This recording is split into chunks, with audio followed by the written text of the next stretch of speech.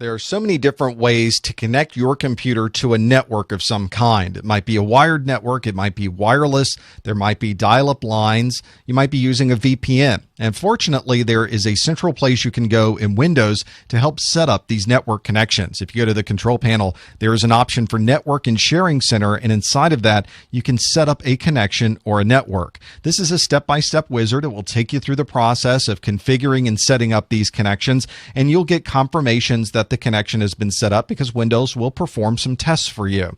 You'll be able to connect through direct connections, VPN, dial-up. There are a lot of different configuration options in here, so you don't have to worry about the details. You simply follow the step-by-step instructions and you can connect your computer to that particular network configuration.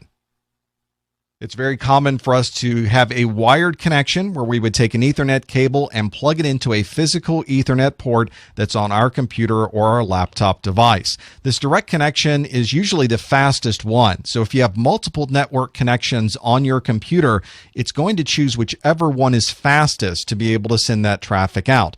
You're generally not able to use multiple interfaces at the same time. Windows finds one interface to use and it uses that one until that interface is no longer available.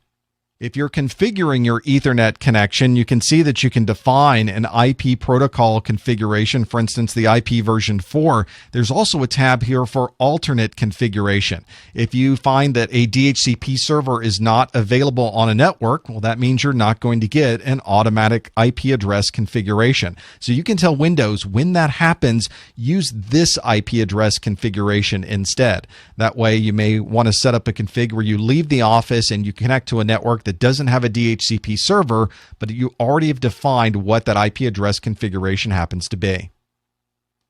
Our devices these days aren't limited to just wired connectivity. We're doing everything over wireless now. And if you look at the wireless configuration on your computer, you'll look for a network name. Behind the scenes, this is really something called an SSID, which stands for Service Set Identification. In your Windows configuration, you not only need to provide that network name, but you also need to provide a security type. This is going to match whatever the encryption configuration is on the access point that you're connecting to. If you aren't quite sure what this setting is, make sure you contact your network administrator because the configuration in Windows needs to match the configuration that's on the access point.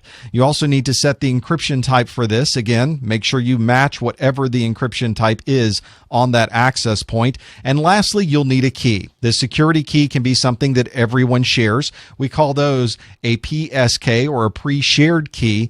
But in a larger environment, you tend to have this configured to use your username and password, the same one you would normally use to log on to the network. That's using something called WPA2 Enterprise. It uses 802.1x authentication to automatically authenticate you using that well-known username and password that you might normally use. This is also useful because that way everyone isn't sharing the same access password to be able to get onto the wireless network. It's much more secure when you're using that WPA2 Enterprise.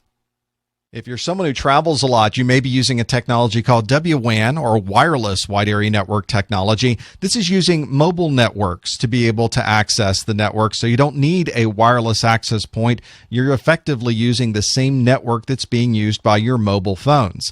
This is using usually this small PCI interface, and it's got a connection on here for antennas, and it's embedded inside of your mobile device. That hardware adapter usually can be removed or replaced or added if you'd like to add that capability to your laptop. These usually require some type of third-party software. You can see the Verizon software here that's used to access this device and be able to connect to that wireless network. So usually you're combining both the hardware and the software together to be able to give you this capability. So now you don't have to worry about connecting to an 802.11 wireless network somewhere. You can simply take your laptop anywhere you'd like and you're connected to the network. We don't see dial-up lines used extensively any longer, but there are certain applications where a dial-up line makes a lot of sense. You're using existing phone lines that might be in a facility to be able to connect to another device that's also connected to these phone lines. The configurations usually require a username and password, and obviously you need a phone line because you're plugging directly into your computer, and your computer is going to be dialing that phone number and hopefully connecting to a modem that's on the other side. Once you've configure this dial-up connection, it appears just like any other network under your network status icon. The same way you would connect to a wireless network, the same way you would configure settings for your wired Ethernet network is exactly the same place that you would use to connect and disconnect from that dial-up connection.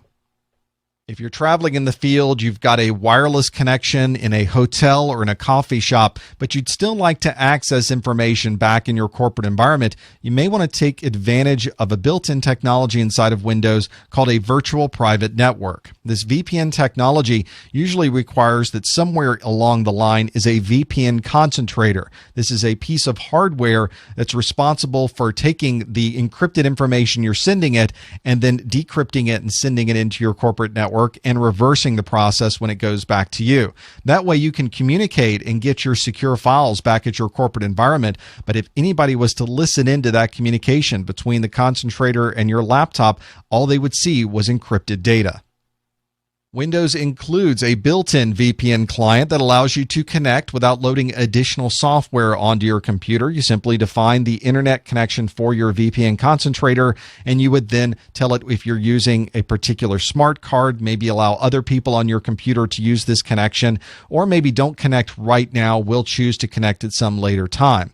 When you're connecting, it's going to ask you for authentication. You'll need to provide a username and password. You might also have to provide other information, things like a smart card that you'd have to slide into your laptop. Maybe there's a token generator to provide a different type of access. Maybe your laptop has a fingerprint reader for biometrics. So you've got this multi-factor authentication of something you know, like your username and password, something you have, like your smart card, and something you are, like your fingerprint. Just like any other network connection, to enable or disable the VPN, simply access it through the network resources on the network icon that's in your taskbar.